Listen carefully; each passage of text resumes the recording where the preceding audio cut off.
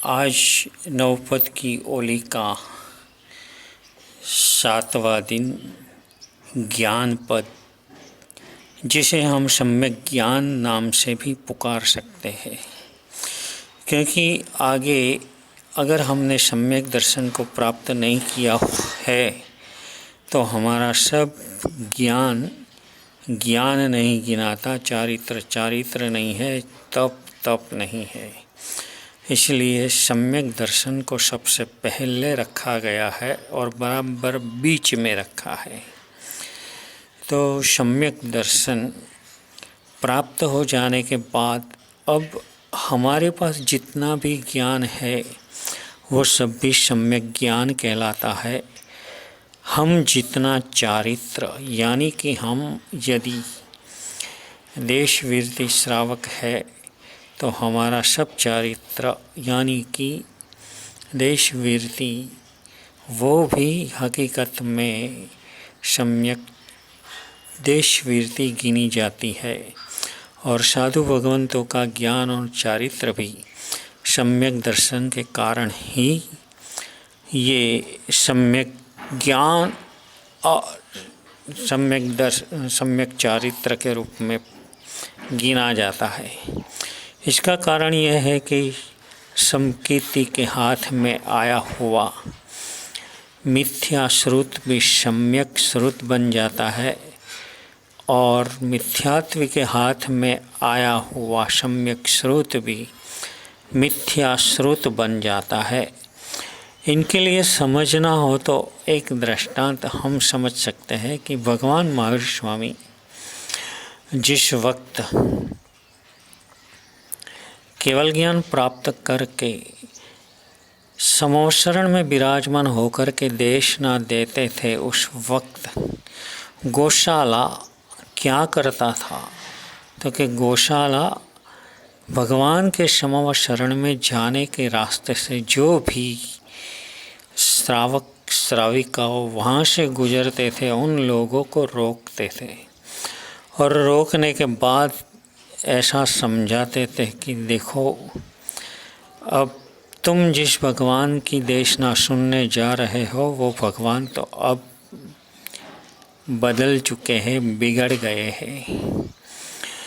और तुमने भी देखा है कि पहले तो भगवान जंगलों में रहते थे, अब तो वो देव देवियों श्रावक श्राविकाओं के बीच में रहते हैं। पहले भगवान मौन रहते थे, अब सारे दिन में 6-6 कलाक तक बोलते रहते हैं।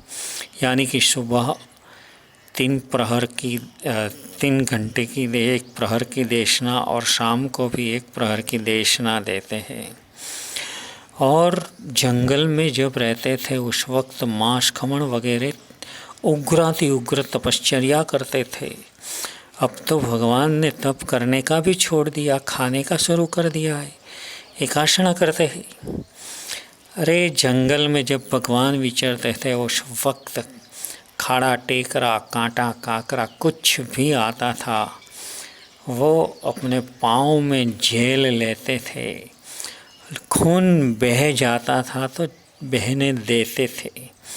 मगर अब तो जहाँ तक सुवर्ण कमल देव ना रखे वहाँ तक आगे कदम भी नहीं उठाते हैं। और साथ ही साथ तुमने वो भी देखा कि ये जो तीर्थंकर परमात्मा है वो अब जंगल वगैरह में नहीं, और खड़े खड़े जो कौशग वगैरह करते थे वो अब नहीं करते।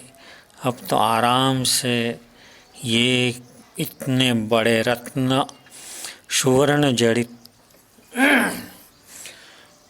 जड़ित सुवर्ण के सिंहासनों पर बैठ करके देशना देते हैं। देखा नहीं तुमने कि ये क्या परिस्थिति पलट चुकी है। भगवान पहले से अब बहुत ही बदल चुके हैं। तो ऐसी सब बात कह कर गौशाला ने कई लोगों को उन मार्ग की ओर ढसड़ दिए और उनके 50 लाख शिष्य थे, जबकि भगवान महावीर स्वामी के 1,59,000 इतने ही भक्त थे। तो जब मिथ्या दृष्टि के हाथ में सम्यक स्रोत आता है तो उनका अलग तरीके से मिथ्या रूप से उसकी प्ररूपणा करता है, लोगों को उन्मार्ग की ओर खींच जाता है। वर्तमान समय में भी ऐसे कई लोग हैं जो शास्त्रों को जानते नहीं, फिर भी शास्त्रों को जानते हैं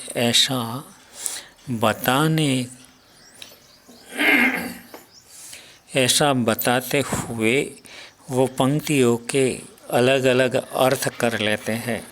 हमने एक पंडित को ऐसे बोलते हुए सुना कि आचार्य भगवान कलिकाल सर्वज्ञ श्री हेमचंद्र सुरेश्वर जी महाराजा जब कुमारपाल राजा के साथ सिद्धराज जयसिंह, कुमारपाल महाराजा नहीं मगर सिद्धराज जयसिंह के साथ सोमनाथ प्रवास पाटन गए, तब वो अन्य के मंदिर में गए और उनको वंदना भी किया है हाथ जोड़ करके।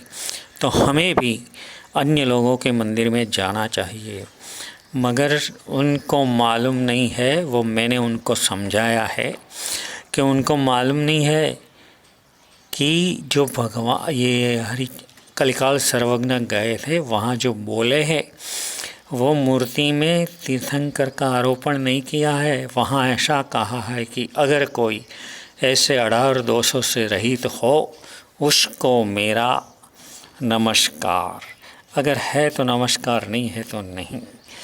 तो ये ज्ञान प्राप्त करना बहुत ही ज़रूरी है।